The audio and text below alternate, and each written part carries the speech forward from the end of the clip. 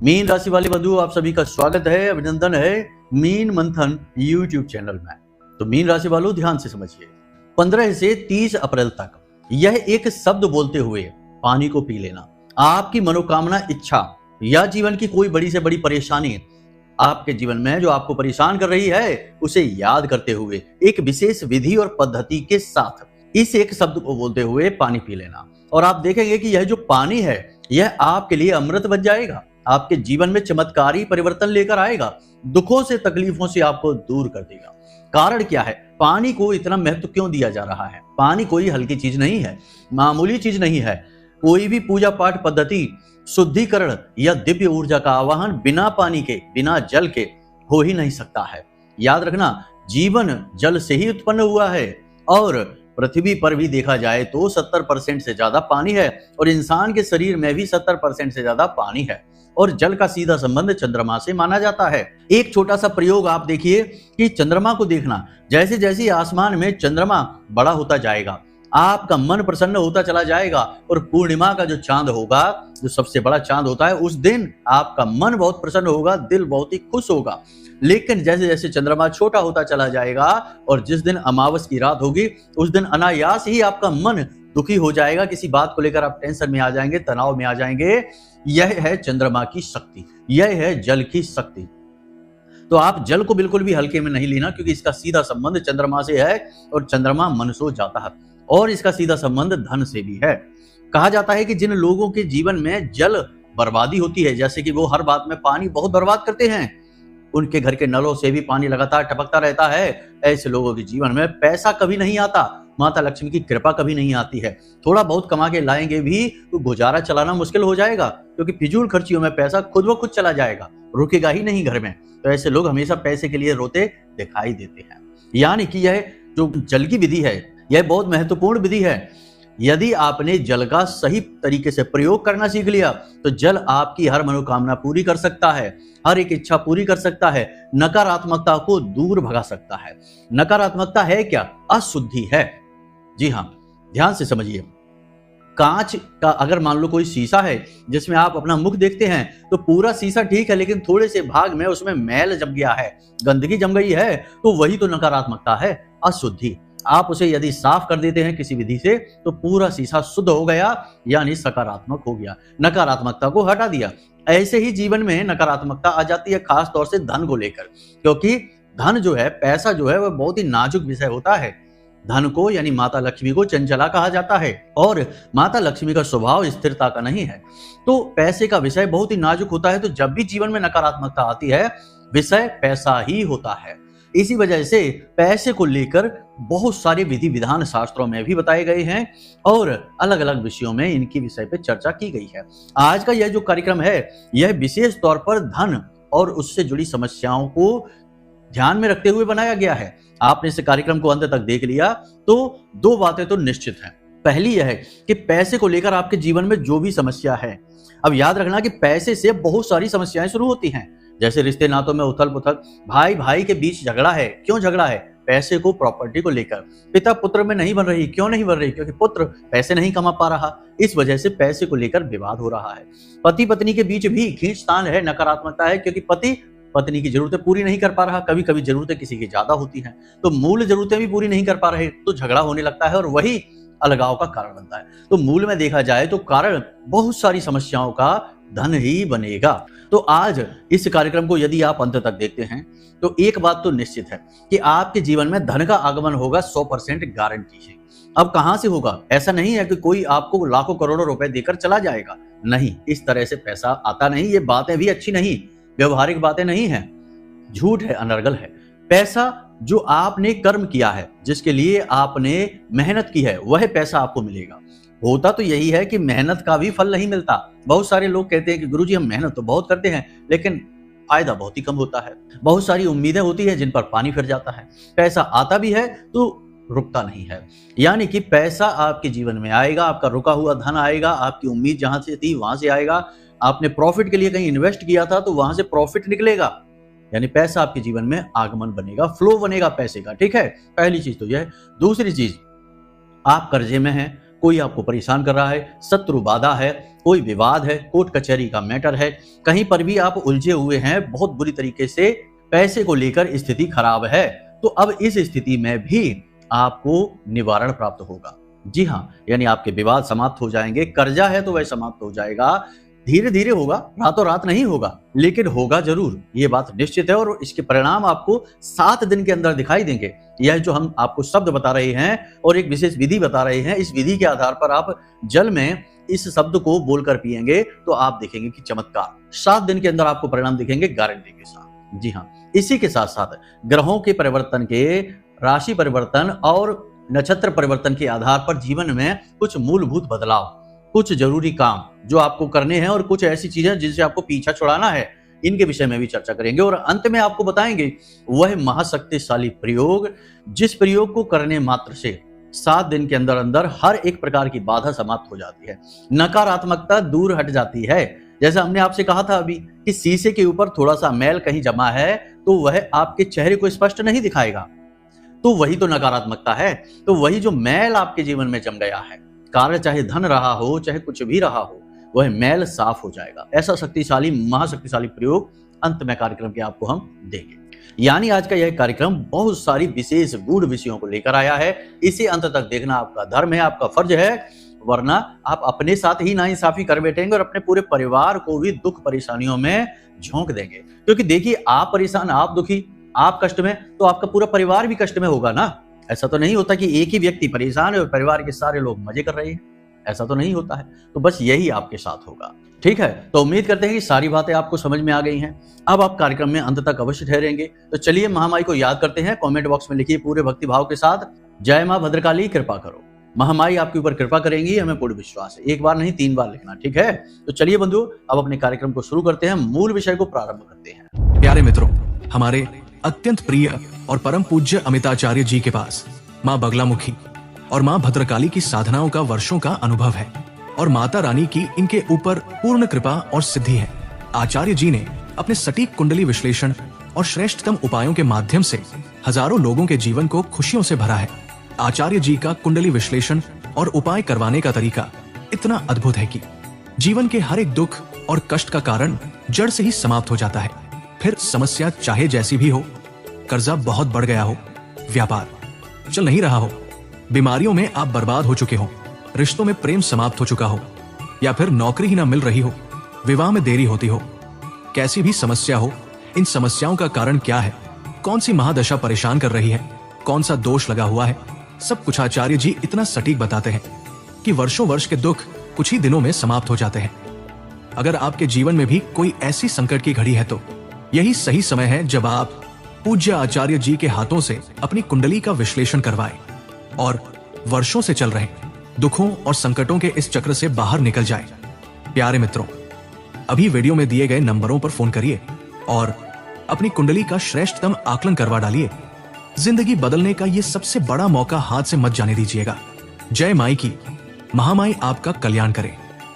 देखिए, हम जो भी कुछ बोलते हैं वे अक्षर होते हैं, अक्षरों से बनती है हमारी भाषा, हमारी शैली, हमारा जीवन। जो हम किसी से एक दूसरे से बातें कर रहे हैं, अपनी जो सूचनाएं हैं, आदान प्रदान हो रहा है, यह अक्षरों के माध्यम से। अक्षर का मतलब होता है अक्षर, जिसका क्षरण नहीं होता है उसे हम अक्षर कहते हैं। यानी हमने किसी से कुछ कहा, लोग क्या कहते हैं कि अगर मारना है तो मार लो, लेकिन ऐसी बात ना बोलो, बेइज्जती ना करो। क्योंकि लोग क्या करते हैं, बातों को नहीं भूल पाते।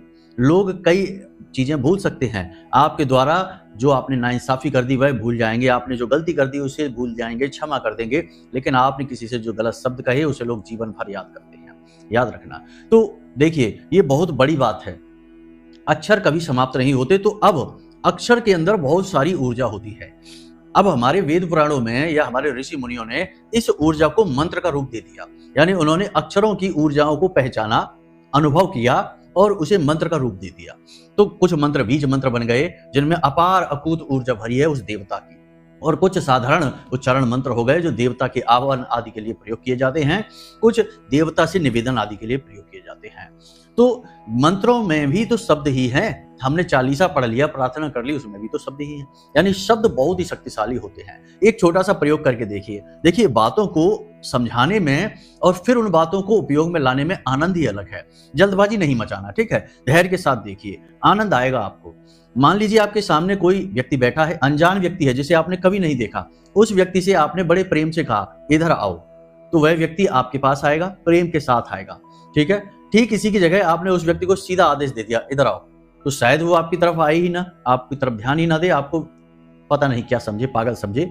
लेकिन अगर आपने उस व्यक्ति को गाली दे दी, ठीक है, एक खराब सी गाली दे दी, तो उस व्यक्ति का खून खोल जाएगा और वह आपसे सीधे झगड़ा करने लगेगा और आपको पागल समझेगा, आपको ना जाने क्या क्या कह सकता है। क्यों कह रहा है वह? उससे तो आपकी पहले कभी मुलाकात भी नहीं हुई, आप तो उसे जानते भी नहीं, वह भी आपको नहीं जानता, लेकिन आपके द्वारा कहे गए शब्दों का उसके ऊपर बड़ा गहरा प्रभाव है। वह पूरा अंदर से हिल गया जब आपने उसे गाली दे दी। यानी कि शब्द के अंदर इतनी शक्ति है कि वह किसी भी चीज को आपकी ओर आकर्षित कर सकती है और आपसे दूर भी कर सकती है।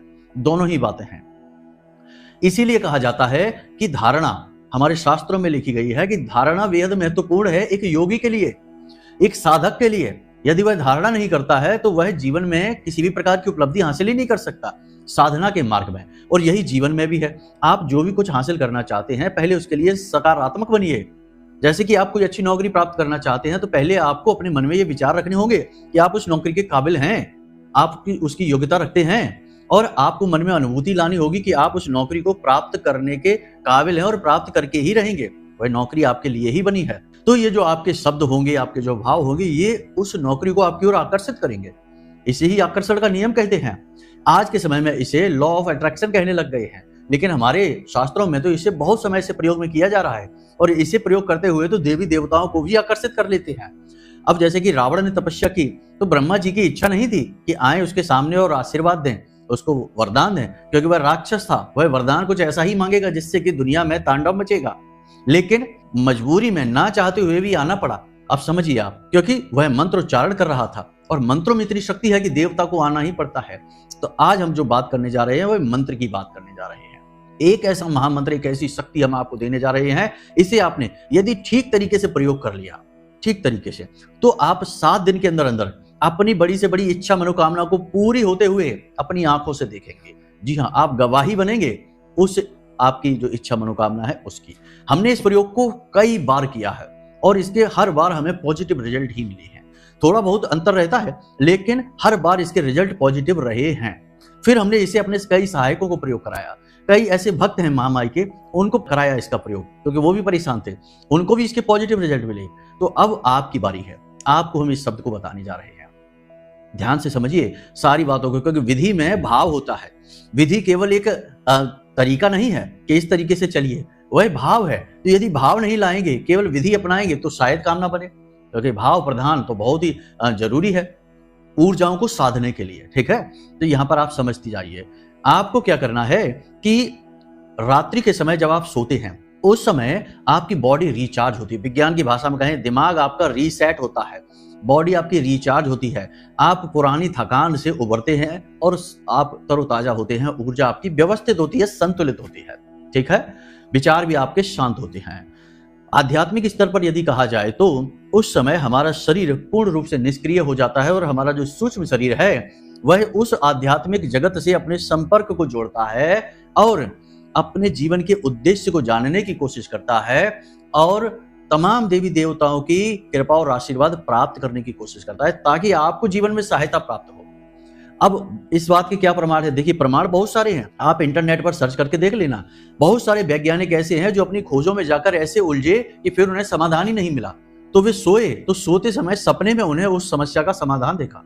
ऐसे जैसे हमारे यहाँ एक बड़े गणितज्ञ हुए रामानुजन, उनका कहना यह था कि जब उन्हें कोई सवाल का जवाब नहीं मिलता तो वो सो जाते हैं, और जब वो सोते हैं तो एक देवी माता थी जिनकी उनके ऊपर कृपा थी, तो माता सपने में आकर उन्हें लिखकर बताती थी लाल रंग की दीवार पर कि इस समस्या का यह समाधान है, इस सवाल को इस तरह हल करना है। और जब वो जागते थे तो हल करते थे तो सवाल हल हो जाता था। यानी सपने में उनका जो सूक्ष्म शरीर है वह दैवीय ऊर्जा के संपर्क में आता था।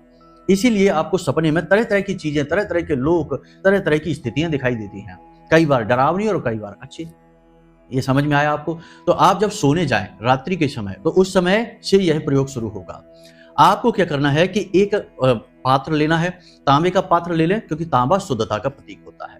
तांबे के पात्र में आपको थोड़ा सा जल डालना है, छोटा सा पात्र ले लें, ज्यादा नहीं, जितना आप पी सकते हैं उतना ही, ठीक है। तांबे के पात्र में आप थोड़ा सा जल डालें, उसमें आप एक तुलसी का पत्ता डालें, ठीक है। अब कोई कहेगा रात्रि में कैसे तोड़ाएंगे तुलसी का पत्ता, बिना नहाए कैसे तोड़ लेंगे, तो अरे समाधान भी तो होते हैं चीजों के, केवल समस्याएं ही तो नहीं होती हैं। तो ठीक है, आप नहीं तोड़िए, आप बालक से तोड़वा लीजिए, बालक जिसकी उम्र 9 वर्ष से कम है उससे तोड़वा लीजिए, उसके लिए ये क्षमा है, उसके लिए अपराध नहीं है, ठीक है। और दिन के समय तोड़वाइए और उसे पूजा घर में रखवा दीजिए, रात्रि में उसे अपने पात्र में डाल दीजिए। तुलसी का पत्ता शुद्ध सकारात्मक ऊर्जा का, पॉजिटिव एनर्जी का सबसे बड़ा प्रमाण होता है, प्रतीक है, ठीक है। आपने उसे डाल दिया, अब उसमें थोड़ा सा कुछ मीठा डाल दीजिए, थोड़ा सा कुछ भी मीठा, यानी यह शुक्र है, ठीक है। आपने थोड़ा सा कुछ मीठा डाल दिया, बहुत मीठा नहीं डालना है बस, और उसे ढक कर रख दीजिए, ठीक है, अपने सिरहाने, और सो जाइए, ठीक है। अब आपको क्या करना है कि अगले दिन जब आप सोकर जब आप जागे तो उस समय आपको सीधे बैठना है अपने ही बिस्तर पर, पालथी मार के बैठ जाते हैं सुखासन में, ठीक है, बैठना है। और बैठने के बाद में आपको कराग्रे मंत्र करना है, क्योंकि यह तो दिन की शुरुआत की पहली पद्धति है, कराग्रे मंत्र करना है। कराग्रे वर्षते लक्ष्मी कर मध्य सरस्वती, इस प्रकार से आपको करना है।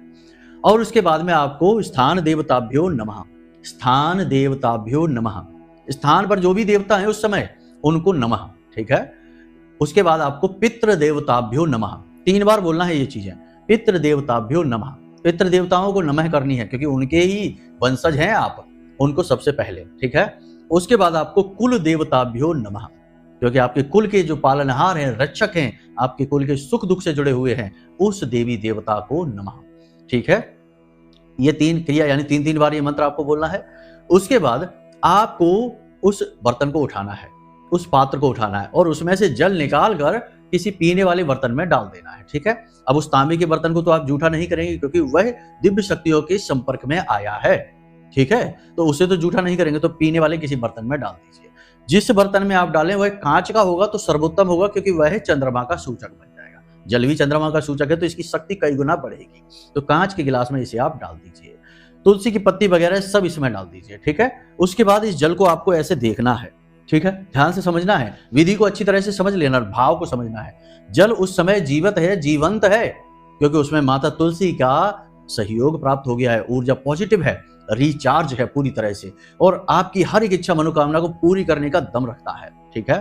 तो आपने उसे देखना है, गौर से उसकी ओर देखना है, और उसको देखते देखते आपकी जो इच्छा, जो मनोकामना है, एक ही इच्छा को रखना है 7 दिन, रोज बदलनी नहीं है। जो इच्छा मनोकामना है कि हमारी नौकरी लग जाए, तो लग जाए नहीं बोलना है, नौकरी लग चुकी है, ठीक है। ये अजीब बात है, लगी नहीं है तो कैसे सोच लें कि लग चुकी है। अरे भाई, धारणा, भगवान के मंदिर में जाते हैं तो सामने तो पत्थर की मूर्ति है, तो वहां देवता तो नहीं बैठे ना, लेकिन आप मान लेते हैं कि ये मूर्ति ही देवता है, इसीलिए तो भाव से हाथ जोड़ते हैं, मंत्र बोलते हैं, तो धारणा ही तो है। तो ये धारणा आपको करनी है, ठीक है, कि आपकी नौकरी लग चुकी है, कर्जे से मुक्ति चाहिए, आप कर्जे से मुक्त हो चुके हैं, ठीक है। इस तरह मन में भाव लाना है कि आपका हो, फिर आप अनुभव करिए कि आपको जब आप नौकरी लगेगी तो कैसा महसूस कर रहे हैं। जब आपको कर्जे से मुक्त हो गए हैं, जीवन बहुत अच्छा हो गया, खूब पैसा कमा लिया है, कैसा महसूस कर रहे हैं, ठीक है। अब आपको 11 बार बोलना है इस मंत्र को, ध्यान से देखना, ओम ह्रीम श्रीम क्लीम नमः, ओम ह्रीम श्रीम क्लीम नमः। इस मंत्र को आपको बोलना है 11 बार, ठीक है। गिनती चाहे तो उल्टे हाथ से ऐसे कर सकते हैं, गिनती कर सकते हैं, या फिर अंदाजा लगा लीजिए कि 11 बार बोलना है, कम नहीं बोलना है, इससे ज्यादा भी बोल सकते हैं, कोई दिक्कत नहीं होगी, कम नहीं बोलना है, ठीक है। तो इस मंत्र को आपको बोलना है ह्रीम श्रीम क्लीम नमः, इस मंत्र को बोलना है। इसमें देखिए, जो ह्रीम आपने बोला है वह माँ बगलामुखी को समर्पित है। कुछ लोग इसे हिलीम बोलते हैं, हम भी इसे हिलीम ही बोलते हैं, लेकिन अभी यहाँ पर कुछ लोग आ जाएंगे तो कहेंगे कि अरे लिखा तो ह्रीम है और बोल रहे हिलीम है। तो ह्रीम और हिलीम ये एक ही हैं, बोलने की पद्धतियां अलग हैं। उसके बाद श्रीम माता लक्ष्मी हैं और क्लीम माँ काली है। माँ काली के साथ साथ कामदेव, कृष्ण और आकर्षण का सबसे शक्तिशाली मंत्र है यह। इन तीनों मंत्रों को मिलाकर समायोजित करके यह महामंत्र बना हुआ है। इस मंत्र को आपको बोलना है और उसके बाद उस जल को आपको पी जाना है। तुलसी के पत्ते को मुख में रख देना है, ठीक है। मुख में तुलसी दल है और यह सबसे शक्तिशाली जल आप पी चुके हैं। अब आंख बंद करके थोड़ी देर के लिए वहीं बैठना है और इस जल ने आपकी इच्छा पूरी कर दी है, इस भाव को रखना है अपने मन में। यानी आपका काम हो चुका है, इसे आप महसूस करिए कि आज आपकी नौकरी लग गई है, आज आप नौकरी पर गए हैं और आप नौकरी का आनंद ले रहे हैं। कर्जे से मुक्त हो चुके हैं, कर्जे से मुक्त जीवन का आनंद ले रहे हैं। वैवाहिक जीवन में कष्ट है, ठीक है, तो वैवाहिक जीवन का कष्ट समाप्त हो चुका है। पति पत्नी बड़े ही जीवन का, सुख का और अपने जीवन के आनंद में डूबे हुए हैं, ठीक है। इस तरीके से आपको अनुभव करने हैं, यानी धारणा, ठीक है। धारणा, ध्यान, समाधि। तो ध्यान की शुरुआत धारणा से ही होती है। लोगों से कहिए ध्यान लगाइए तो वो पूछते किस चीज पर ध्यान लगाएं, तो उनको अब ऐसे तो जो बड़ा साधक है उसे तो किसी चीज की आवश्यकता नहीं, वह शून्य में ध्यान लगाएगा, विचार शून्य होगा धीरे धीरे। लेकिन जो शुरुआती होते हैं उनसे कहा जाता है दीपक की लौ पर ध्यान लगाओ, शिवलिंग पर ध्यान लगाओ, भगवान की फोटो पर ध्यान लगाओ, भगवान के चरणों पर ध्यान लगाओ। तो ये उनकी धारणा है, ठीक है। धारणा से ही फिर ध्यान तीव्र होने लगता है, तो शून्य की ओर आकर्षण बढ़ने लगता है, चीजें गायब होने लगती हैं। तो धारणा जीवन का आधार है, बिना धारणा के जीवन संभव ही नहीं। खुद सोचिए आप कि कोई जैसे मानकर चलिए कि ताजमहल बना या कोई भी और इमारत बनी, आपका घर बनाया आपने, तो पहले घर बना, लेकिन घर तुरंत तो नहीं बना। घर बनने से पहले आपके मन में घर बनाने के विचार आए, आपने विचारों को पक्का किया, फिर आपने मकान का नक्शा बनाया, कहीं से बनवाया या खुद बनाया कि इस तरह से बनाना है, फिर आपने मकान बनाया। यानी इससे पहले बहुत लंबी प्रक्रिया गुजरी और ज्यादातर प्रक्रियाएं आपके दिमाग में थी, यानी धारणा थी कि मकान बनवाना है, इस तरह बनवाना है, और आपने आंख बंद करके हो सकता है कि मकान को देखा भी हो कि बनने के बाद इस प्रकार का दिखेगा मकान, इस तरीके का होगा। ये चीजें धारणा में आती हैं। धारणा के बिना कोई भी चीज वास्तविक रूप ले ही नहीं सकती है। इसीलिए इंग्लिश में कहावत है थॉट्स बिकम थिंग्स, यानी कि जो हमारे विचार हैं वही चीजों में परिवर्तित होते हैं। ये धारणा का विधान है, ठीक है। तो आपको इस प्रकार की धारणा करनी है और इसका प्रयोग करना है। इस प्रयोग को यदि आपने ठीक तरीके से कर लिया, देखिए शक बहम यदि रहेगा तो नहीं, कुछ नहीं हो सकता है। समर्पण तो करना ही पड़ेगा, ठीक है। डिवोशन, डेडिकेशन, ये शब्द हैं, समर्पण, ठीक है। कोई भी चीज के प्रति आप समर्पित नहीं है, आपका उद्धार नहीं होगा। छोड़ो चीजों को, माता पिता के प्रति भी आप समर्पित नहीं है तो एक दिन माता पिता भी आपसे रुख मोड़ लेंगे, आपकी ओर देखेंगे नहीं। दुनिया में कोई भी रिश्ता हो, आपके इंटरेस्ट के साथ, आपके रुचि लेने के साथ ही वह रिश्ता पनपता है। तो भगवान से रिश्ता तो आपका रुचि और भाव पर ही है, ठीक है। तो बस ये चीजें हैं, इनको आप ध्यान से समझना और इसे जीवन में इसी तरीके से उतार लेना जैसे हमने आपको बताया है, ठीक है। अब आपको बताते हैं जीवन से संपूर्ण नकारात्मकताओं को मिटा देने वाला महामंत्र। मां बगलामुखी का यह मंत्र है।